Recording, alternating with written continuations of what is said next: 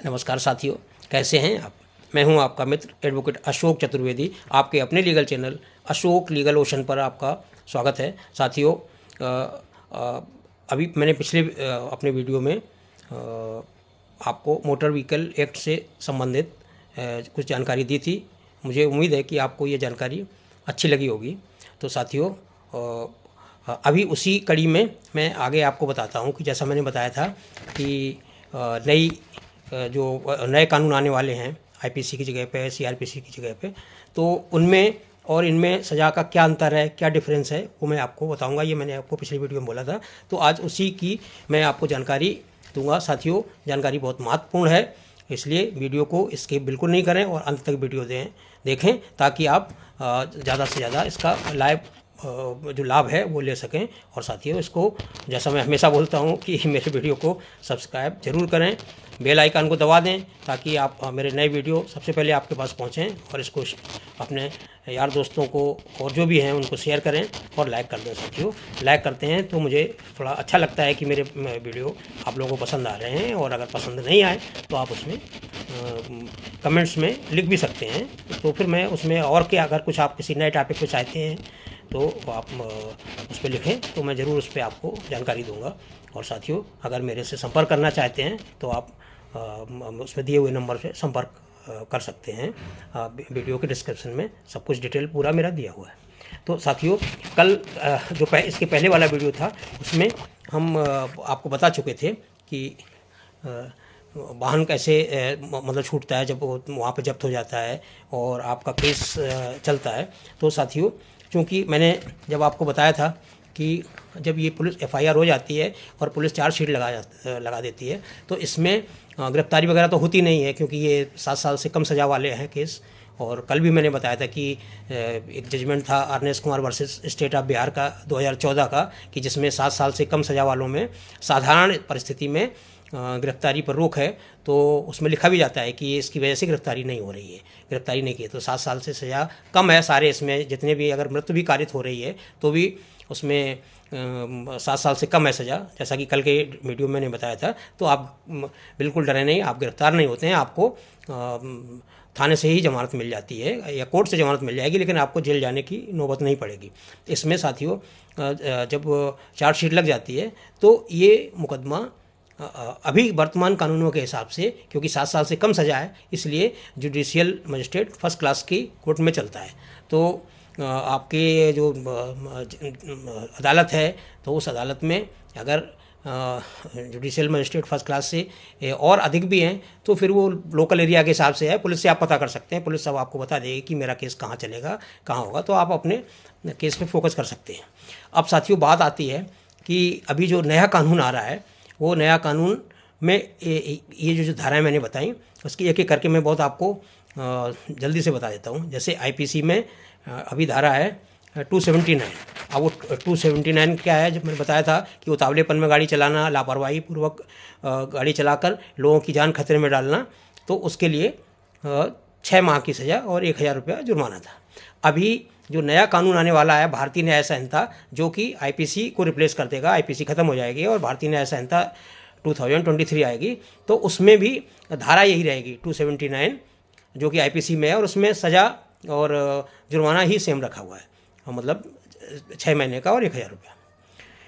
अब इसमें आप देखिएगा कि मृत्यु जैसे कारित होती है, तो मृत्यु कारित में मैंने आपको बताया था कि 304 ही लगता है। 304A में वर्तमान में अभी 2 वर्ष की सज़ा आईपीसी में है और जुर्माना है, कोर्ट जो भी चाहे वो जुर्माना कर सकता है। लेकिन अभी इसमें जो भारतीय न्याय संहिता 2023 जो आएगा, तो ये 304A की जगह पे 2 उन्होंने उसके भाग कर दिए, 104(1) और 104(2). 104(1) क्या, मैं बता देता हूँ।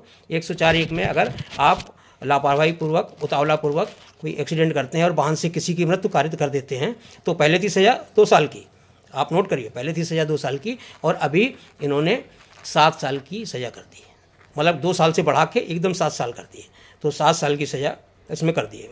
और इसमें मजिस्ट्रेट जो चाहे वो जुर्माना कर सकता है, जुर्माना भी है, या दोनों कर सकता है। लेकिन इसमें एक महत्वपूर्ण बात यह है कि जब एक्सीडेंट हुआ और वो पीड़ित व्यक्ति घायल है, रोड पे पड़ा हुआ है, तो एक मतलब मनुष्यता के नाते आपका कर्तव्य है कि आप उसको अस्पताल ले जाएं और उसका इलाज कराएं। और अगर मान लो आपको तो नहीं पता है कि उसकी मृत्यु हो गई, लेकिन फिर भी आप उसको अस्पताल आपको ले जाना है, मतलब घटना स्थल से आपको भागना नहीं। लेकिन लोग करते क्या हैं कि जैसे ही एक्सीडेंट हुआ और अगर उनको खूब पता लग गया कि सामने वाला मर गया है या ज़्यादा गंभीर रूप से घायल है तो वहाँ से भाग जाते हैं। तो इसमें जो मैंने धारा बताई कि 104A में साधारण परिस्थिति में मृत्यु होती है, मतलब आप वहीं पे हैं और आप अस्पताल ले गए तो 7 साल की सज़ा है। और 104(2) में जो है अगर आप भगे तो सज़ा 7 साल से बढ़ के 10 साल होगी और जुर्माना। अब आप इसमें देखिए कि जो आपका 7 साल वाला मुकदमा है वो तो मतलब मजिस्ट्रेट में चलेगा, मजिस्ट्रेट क्या चलेगा, और ये मजिस्ट्रेट कोर्ट में चलेगा। और अगर 10 साल वाला है जब आप भाग गए तो 10 साल की सज़ा उसमें, तो वो जो धारा 104(2) लग गई तो ये मामला सेशन में चलेगा, सेशन कोर्ट में चलेगा। तो सेशन कोर्ट के पास तो पावर आपको पता हुई है कि वो मृत्यु दंड तक दे सकता है, मतलब कैपिटल पनिशमेंट भी दे सकता है। तो सेशन कोर्ट के पास बहुत पावर रहते हैं। तो ये तो हो गई। अब जो 337 है, 337 में जो साधारण चोटें हैं तो इसमें अभी वर्तमान में जैसा मैंने बताया था कि 6 महीने की सज़ा और 500 रुपये जुर्माना है।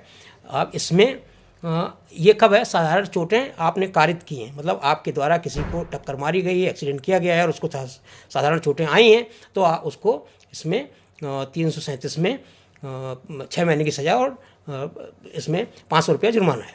लेकिन अभी जो भारतीय न्याय संहिता 2023 में है, इस धारा को 337 की जगह 123 कर दिया है और इसमें 3 माह की सज़ा कर दी है और जुर्माना 250 कर दिया, मतलब 6 महीने से कम करके इसको 3 महीने कर दिया है और जुर्माना 500 से करके 250 कर दिया है। लेकिन ये तब है कि उस वाले में मतलब जो 337 है उसमें आपने साधारण चोटें कारित की हैं, इसमें आपने कारित नहीं की हैं, आप लापरवाही पूर्वक वाहन चला रहे थे और उसका आपका एक्सीडेंट का खतरा था आपके वाहन से, मतलब सामने वाले से एक्सीडेंट हो सकता था, या आपने लापरवाही पूर्वक चलाया, वो गिर गया, मान लो रोड से गिर गया तो उसकी इंजरी हो सकती थी, कुछ भी हो सकता था उसके साथ में हादसा। ऐसी दशा में ये जो 337 है उसकी जगह पे 123 आ गई है भारतीय न्याय संहिता में और इसमें 3 माह की सज़ा है।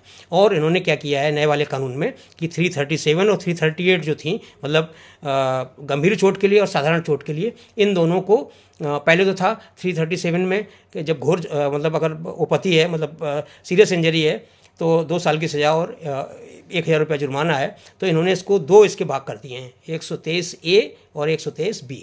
123 में अगर है साधारण चोट तो 6 माह की सज़ा और 5000 रुपये जुर्माना है, जुर्माना 5000 रुपये। और अगर 123B में मतलब सीरियस इंजरी है तो सज़ा 3 साल की कर दी और 3 साल की और जुर्माना कर दिया है ये 10,000 रुपये।